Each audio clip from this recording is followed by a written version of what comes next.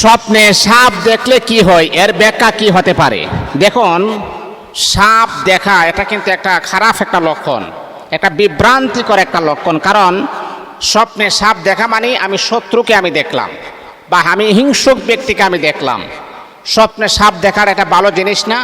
এটা আমার হাবিব মুহাম্মদ সাল্লাল্লাহু আলাইহি ওয়াসাল্লাম বলেছেন। যেমন ধরেন, রাস্তাঘাটে যদি আপনার সামনে কোনো সাপ পড়ে, তখন কি তাকে আস্থা ছেড়ে দিবেন নাকি তার উপর আক্রমণ করবেন? আক্রমণ করবেন না। অনেক সময় রাতের বেলা আমরা ঘুমিয়ে থাকি, ঘুমের মাধ্যমে বিভিন্ন কিছু আমরা স্বপ্নে দেখি। আর স্বপ্নের ব্যাখ্যা অনেক সময় আছে, স্বপ্ন যা দেখি তা আবার আমাদের ফলদায়ক হয়ে যায়, এটা ফলে যায়। এখন আপনি রাতের বেলা ঘুমিয়েছেন, আপনি একজন ইমানদার ব্যক্তি, এই স্বপ্ন দেখাটা ব্যক্তিদের উপরে নির্ভর করে তার ব্যাখ্যাটাও সুন্দর হবে।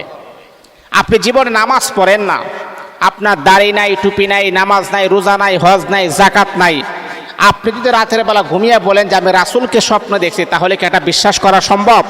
কি বলেন আপনি? তাহলে স্বপ্নের ব্যাখ্যাটা হবে ব্যক্তির উপর নির্ভর করে। আর আপনি জীবনে হালাল হারাম, আপনি হালাল খাবার খান, মিথ্যা কথা বলেন না, কাহারও সুগুল করে করেন না, কাহারও কোনো মানুষকে কষ্ট দেন না, 5 ওয়াক্ত নামাজ জামাআতের সাথে আদায় করেন, হালালকে হালাল বলেন, হারামকে হারাম বলেন।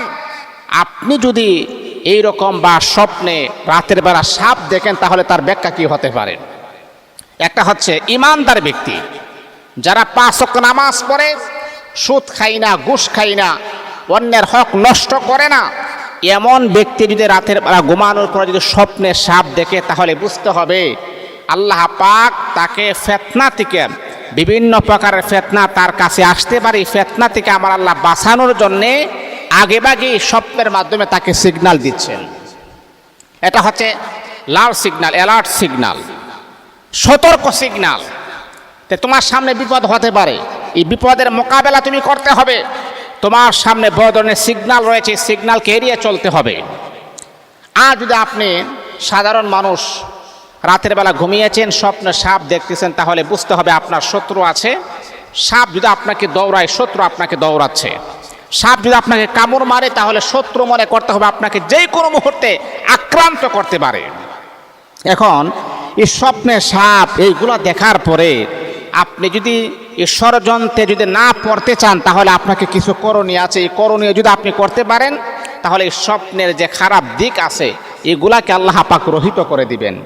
1 নাম্বার হচ্ছে, এই ভয়ঙ্কর স্বপ্ন দেখার পরে প্রথমে আপনি ঘুম থেকে জাগ্রত হয়ে 2 রাকাত নফল নামাজ আপনি পড়বেন। এই ভয়ঙ্কর স্বপ্ন আপনি দেখলেন, ভয়ানক স্বপ্ন আপনি দেখলেন, আতঙ্ক স্বপ্ন আপনি দেখলেন, ঘুম থেকে জাগ্রত হয়ে 2 রাকাত নফল নামাজ আপনি পড়বেন। তারপর আপনি আউযু বিল্লাহি মিনাশ শাইতানির রাজিম, পরে আবার ঘুমাবেন। এটা হচ্ছে 2 নাম্বার। 3 নাম্বার হচ্ছে, আপনি যদি পারেন আপনার সাধ্য অনুযায়ী যতটুকু আপনার সম্ভব হয় আপনি সদকা করবেন। সদকা করলে বিপদ দূর হয়, বালা মুসিবত দূর হয়। এই আল্লাহ তাআলার বান্দা, যেমন ধরেন আপনি এক জায়গা থেকে আরেক জায়গায় অনেক দূরে আপনি সফর করবেন। সফর করার সাথে সাথে আপনি যখন ঘর থেকে বের হইবেন, আপনি কিছু টাকা পয়সা দান সদকা করে আপনি যাইবেন।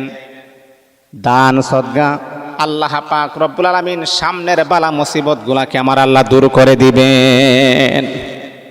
যতটুকু সম্ভব আপনি দান সদকা করে ঘর থেকে বের হবেন।